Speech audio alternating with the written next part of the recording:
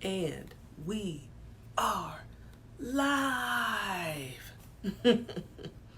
Live from New York. It's Saturday night. Well, actually, it's Friday night, and I'm not in New York. I'm in Atlanta. ATL shouting. So, I hope everyone has had a wonderful day. Wonderful day. It's Friday. It's Friday. What was that song back in the day? Just got paid Friday night, party hunting, feeling right. I think that's the words. But anyway, as you can tell, I am crunk. I am happy to be here. Why would I not be happy to be here? I am here with you. Yeah. So here we are on day 4 on the 28 days of liberated Black womanhood. I am Allison Rozelle, and I am the pathway priestess of the sacred pathway to liberated Black womanhood. You can find the podcast, the remixed podcast, is on Apple Podcasts, Google Podcasts, Spotify, SoundCloud, and YouTube. So go check me out. You can still find the podcast episodes under the old name, which was the Starting Over at 40 podcast.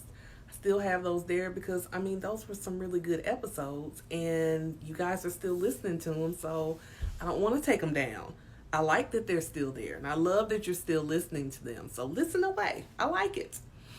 But I hope once I officially relaunch the podcast, because right now I put some bonus episodes there, and I'm probably going to add a few more bonuses there to get to the official launch, because I was going to try to hurry and put some episodes together, and I was like, no, we're not going to do that.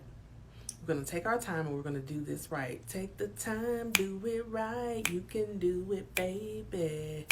Do it tonight. See, I can take anything and find a song related to it. I just love music. But yeah, so the newer episodes, the next, I guess, season, because I don't think I really want to do seasons too much anymore. I'm just going to record episodes. I'll figure it out of how I want to do it. I'm still trying to go within to figure out the best way to do it. But yeah, so I'm here for our episode tonight, our lesson tonight. So we've been talking about my LBW milestones, which are the Liberated Black Woman milestones. And what I was explaining to you is these are, kind of like, it's not really a measuring, but you know how when you're traveling somewhere, and they've even got it in your navigation on your phones, where when you're traveling, it can show you milestones. So it'll say something, I forgot what wording it uses, but it'll give you milestones if that's what you want, to be able to figure out if you're going in the right direction. So that's what this is. So it's like, as we navigate the sacred pathway, let's take into account those sacred, liberated Black womanhood milestones, those things that have gotten us to the point where we are right now. So, we think that liberation just comes and it's just all of a sudden this burst of, euphoria or whatever. But no, it's happening all along. It's just that we've got to go and think about those moments where we felt our most liberated, our most free. What are the things that when you want to feel free, what do you think about? What was a feeling that you had, or have you ever had a feeling where you were just free, where you felt a load off of you, where it was no longer a burden to carry whatever it was that you were carrying? that's what the counting the milestones is all about. Because when we can go back and think about those things and count them as those milestones, we realize we have the power within us to liberate ourselves, mind, body, and spirit. We just have to have the right community, right? Community of women who come together, as we will have with the membership site that I'm putting together. So we'll have it there. And you also want to make sure that you are, guided through the process, because no woman should go through it alone. And, this black thing ain't easy. It's not. So, it's not for the faint at heart. We as black people have carried many a burden for generations, and we make it look easy, but it's not. I'll tell anybody that's not black, being black, it's a beautiful thing, and I'm proud to be black, but it's not an easy thing to be black. And it's quite exhausting at times to be black, and let's just be real. So I wanted to talk a little bit about another time that I felt most liberated in my life. And so before I do that, I've been pulling cards at the end of the lesson, and I think I want to change it up and do a card before we get started. So today, Sacred Journey is what I'm pulling. Sacred Journey Oracle Deck by Vicky Ayala. So I'm going to pull a card to set the tone. And who knows, we might pull a card again by the end. Who knows? We'll see how it goes. So let's go ahead and pull. Let's get a shuffle.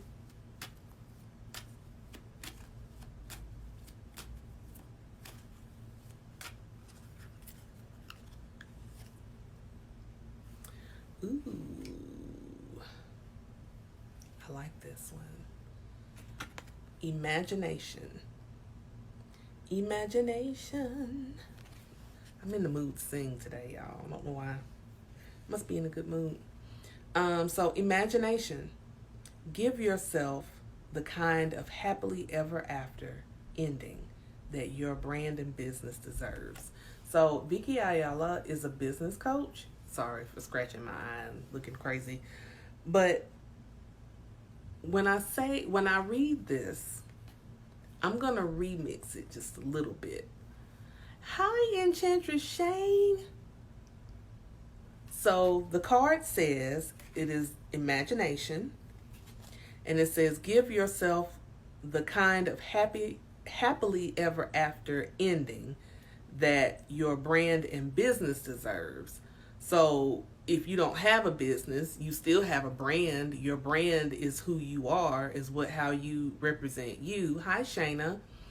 So I say, give yourself the kind of happily ever after ending that you deserve. And I'm leaving it at that. That you deserve. You deserve a happily ever after. And that actually plays perfectly into what I'm talking about tonight. So, last night, I talked about my liberating moment when I stopped hating my son's father. That was a liberating moment. And I also said that was the beginning of a journey of me to stop hating him. Because it didn't happen all at once. But I did have to come to that realization, and you can watch the replay. It's on IGTV. And I'm just very honest. So I want to dive into parts of that today.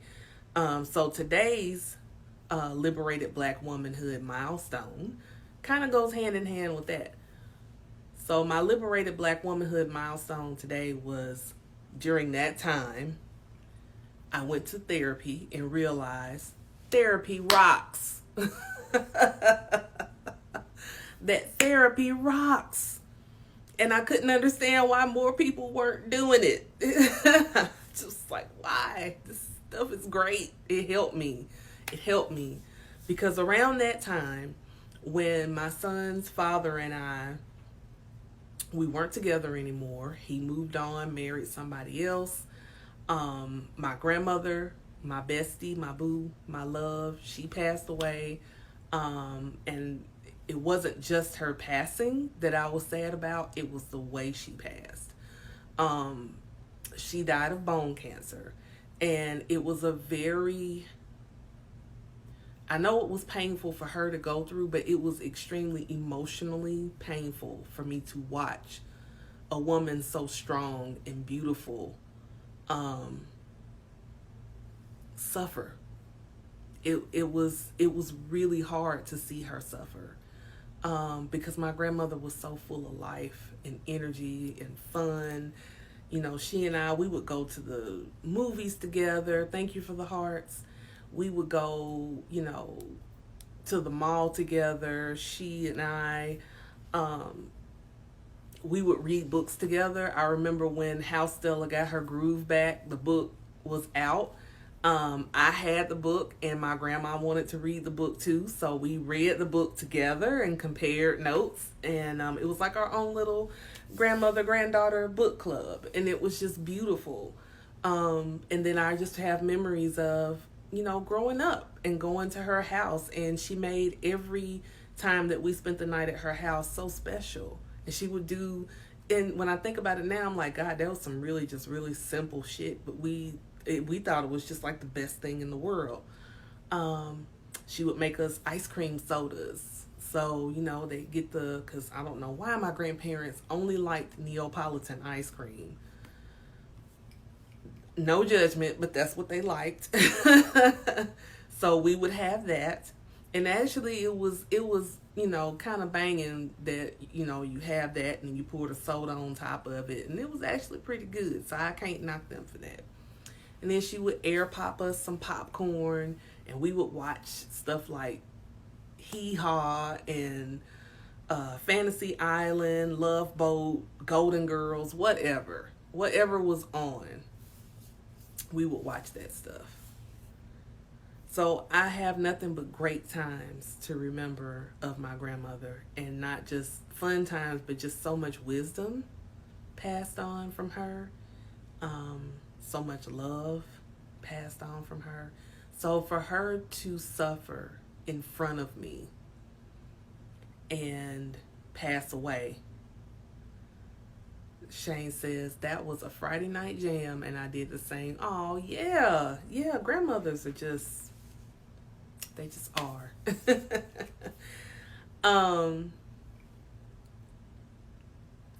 So having that, and plus the fact that he moved on and married someone else, and the fact that I had that job that I really loved, that, you know, it was at a retail store that closed.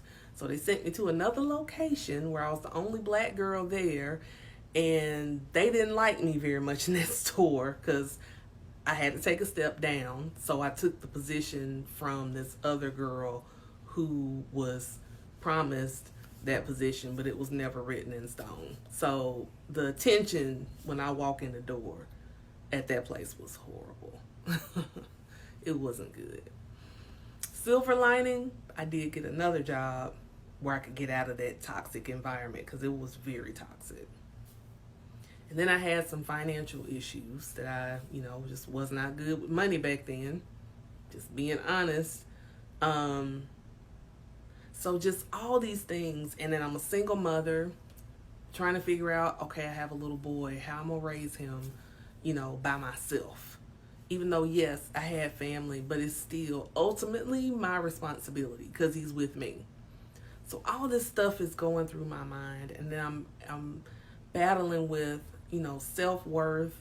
You know, why didn't he stay? Why wasn't he with me? You know, what was wrong with me that I didn't get picked as the wife? And, you know, why is it that I lost this job and I worked my ass off to get it, and all of a sudden they close this store, and then I have to be put into this position. And why is it the most beautiful, loving, giving woman in the world has to sit and suffer where you can't even move her body or you'll break her bones? Yeah, it got like that for my grandmother. And just all this stuff was compounding on me, and I wasn't handling it. And me being me, I was and am an emotional eater. So I gained a ton of weight. I was eating my feelings. And not only was I eating, I was drinking, I was smoking, I was just doing anything and everything I could to numb the pain, and it just was not working. And I remember I was at work one day at the newer job and I don't even know what triggered me, but all of a sudden I just burst into tears and I could not stop crying. I was crying uncontrollably, and my coworkers, like two beautiful black women, just got up and just jumped and just got to me and started holding me. And I was like, Allison, what's wrong? Oh my gosh, what's going on? Tell us what's going on. Are you okay? You know, and I couldn't speak. I was just crying. I was crying so hard. And it was just, I felt I was having a mental breakdown. I was having a mental breakdown at work, of all places to have one. I was having a breakdown. And so one of those women, God bless her, she was like, you know what? You need to take advantage of and I forgot what the program is, but it has to do with your mental health and well-being at work. And she said, you need to see somebody. She said, because you shouldn't be breaking down like this. And so, even though I fought real hard not to go to a therapist, I made the appointment. And I sat down in front of this woman as, you know, when I went to therapy. And I didn't know what to say. And so, you know, it took a while for me to feel safe to just open up and start talking to her, because my guard was up, you know. And this is my therapist. She was a white woman. And so for me, how can she understand me? I was fortunate and blessed that I had a therapist who, I think for what I needed, she was good. And the reason why I say that is because now you have people like Taraji P. Henson, which I love that she's doing this, where she's kind of like being an advocate and standing up for black people when it comes to mental health, because there aren't enough resources for us to talk about the issues that are special to us here in the black community. But this wasn't not that much, you know, at that time. So I'm sitting here, my guard is up, and finally she was like, why are you here? Because you made the appointment. She says, I don't mind sitting here, you know, getting paid, but I would really like to help you. So why are you here? And so I finally I looked at her and looked like right in her eyes. And there was something about her energy that made me feel comforted, where I could feel myself able to let my guard down. And so I'm telling her all this that's going on in my life that I've dealt with. And so finally, after I talked, because I talked, oh my God, I was talking so much. And once I started talking, I could not stop. And it was just like, blah, blah, blah, blah, blah, blah, blah. And I was just talking. And I finally stopped. And I took a breath. And so then she looked at me. She says, okay, so you've had quite a bit of tragedy happening in your life. She said, so I have one question for you. I was like, okay, what's up? What's the question? How long did you mourn this stuff? What? She says, I mean, yeah. She said, how long did you mourn? I was like, what do you mean? She was like, I mean, when you lost your job, did you mourn that? I was like, no. When you and your fiance broke up, did you mourn that loss? I hated him. You know, I was mad, cussed him out in my head like a million times, probably to his face too, but I don't know. She says, and your grandmother, did you mourn her? I said, I cried like a baby. She said, okay. She said, but how long? And I was like, at her funeral? A little at her funeral? And she just was like, she says, honey, what you've been dealing with and why you broke down at work is because you have not given yourself the opportunity to mourn what you have lost. She said people hold their emotions in for whatever reason. And your body and mind have no choice but to break down because they can only take so much. And when she was telling me this, I was like, that makes so much damn sense. So she was like, so I want you to take the time and write out what's making you angry. Why are you sad? She said, and if you feel like crying, cry. She said, if you feel like yelling, yell. If you feel like screaming to the top of your lungs, scream. She was like, but stop killing yourself trying to be strong, because that's all I kept saying is I'm trying to be strong for my son, trying to be strong for my family, trying to hold it together because, you know, everybody depends on me. I'm the strong one. I'm the one that does this, does that. You know, everybody comes to me and so on and so forth. She was like, I get it. But I really need you to mourn your loss. She says, even if you got to send your son to somebody's house so you can have one evening to yourself, she said, well, you just let it all out. And I did just that. And when I got finished with that night, because I literally took an entire night, I wrote out my anger, I cussed, I fussed. I, had pictures from when my son was born, and I had his dad's picture, and I cussed him out like so freaking good. I used every curse word under the sun, and I cussed him out. And then, I got angry at God for taking my grandmother away from me. And, I did all of this, and I cried, and I cried, and I cried.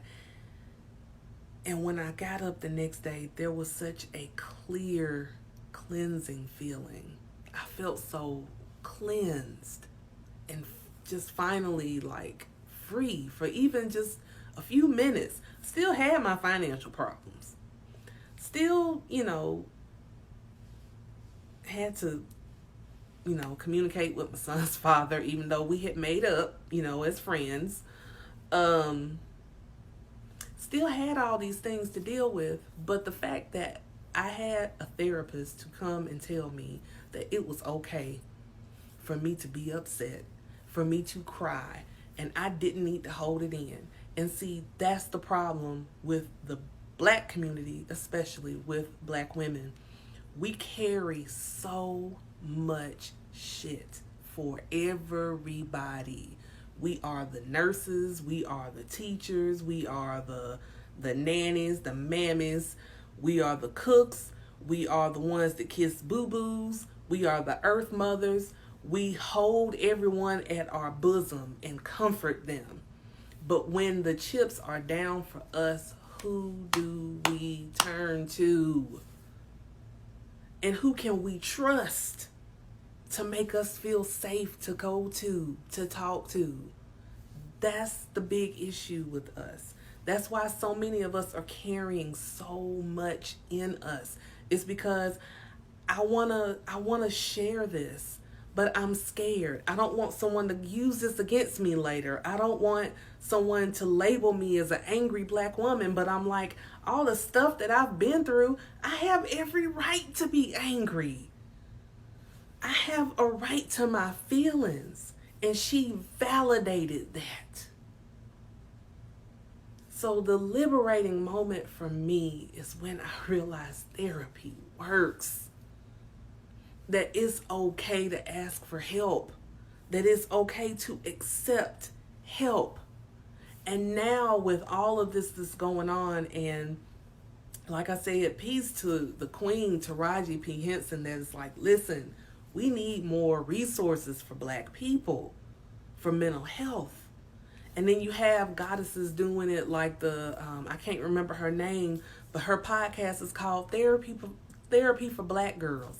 I listen to her. I love her. She has so much good resources on her podcast. You should check her out. Yes, I'm a podcast host that's telling you to listen to another podcast because I want you to get help. Enchantress Shane, she says, thank you for sharing this and your beautiful storyteller. You're welcome. Thank you for witnessing. Thank you for being here. Thank you for standing with us. Thank you for your allyship and love. Thank you. But therapy works. That was very liberating for me to find that, to know that, to hear that, to live that, to be able to go through all of what I went through and come out on the other side and be like, I made it. I made it. My depression was very real. She diagnosed me with clinical depression. That shit was really, really real. It was really dark. It was really ugly. It was painful as hell to go through. I have times during that year and some change, I don't remember stuff. I don't even remember what I did for my son's birthday. I have no pictures of it. I have nothing. I did nothing. I was in a funk for the whole time, and I wore a mask. Nobody knew what I was going through. Nobody saw what I was dealing with. I knew how to hide that stuff, and I knew how to do it, but I couldn't hide it from this one person, and that's my son. Because when I sat down on my couch and I cried, and I cried, and I was just like, God, help me, please. I just don't know what else to do. My son, I'm trying not to cry, gets on my lap, hugs me tight and says, Mommy, it's okay. I'll be your friend. I lost it. I lost it. I lost it. But I thank God for my coworker leading me in the direction to get the help that I needed. That was liberating. That was liberating. You can heal. You must heal.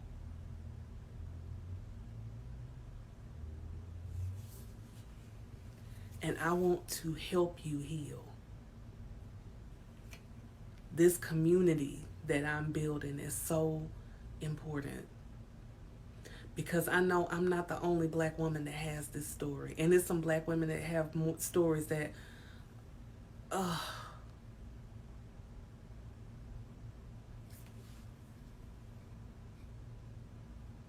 but I'm free.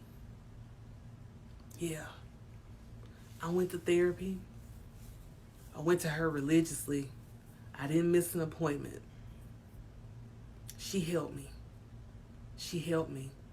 She's the one that convinced me to move to Atlanta because I told her, I was like, I need to do something. I want to move to Atlanta. She said, you need a fresh start. Go. She said, go. You don't need to stay here. She said, because this is a constant reminder of everything you lost. Go. I was like, okay. She said, it'll be good for you. It'll be good for your son. It'll be good for you. Go. And I went. I came down here. So, if I can heal, you can heal. And I want to help you heal. So, if you need to talk to me to find out how I can help you heal, to help get you, because you're already on the pathway. I'm not getting you on the pathway. I'm not leading you on the pathway. You're already there on that pathway. But you just don't need to do it by yourself. You need somebody who has been there, done that, got the t-shirt and Mickey Mouse ears to help you. And that's why I'm here. I want to help you, Black woman, to be liberated, mind, body, and spirit. It's time. Like Auntie Maxine says, reclaim your time. Reclaim your time. So, give yourself the happily ever after that you deserve. So that's all I have. Thank you so much for joining me. Thank you for witnessing. Enchantress Shane says, oh my God, I'm crying. That's beautiful. She says, I'm losing it. She says, your heart, you hear this is powerful. Thank you, sis. I appreciate you being here. I really appreciate it. So that's all I have. I love you guys so much. I can't wait for us to work together and walk on this sacred path together. I will talk to you again tomorrow. Same bat time, same bat channel. Bye for now.